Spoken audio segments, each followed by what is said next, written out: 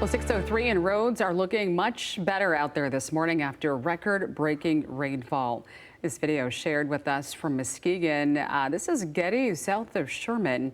You can see cars there creeping through the flooded roads. The good news is that area is now completely clear. And Whitehall also reporting flooding. One nursing home had to relocate residents, all because of flooding. So Andy Curtis is joining us live with a closer look at how conditions are there this morning. Good morning.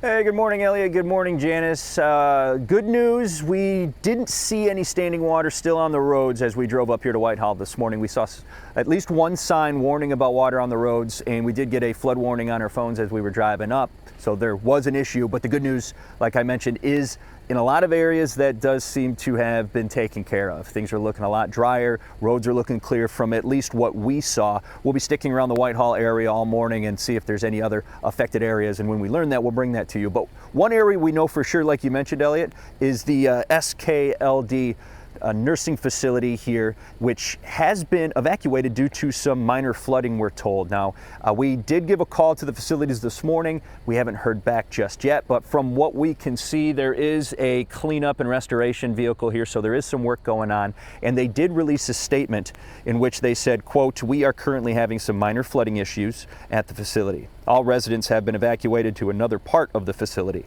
We want to make sure everyone knows that all the residents are okay.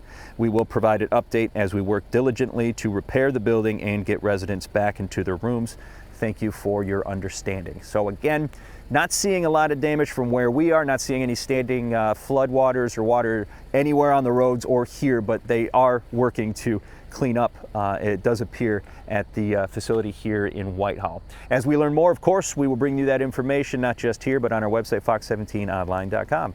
Reporting from Whitehall, Andy Curtis, back to you two at the station.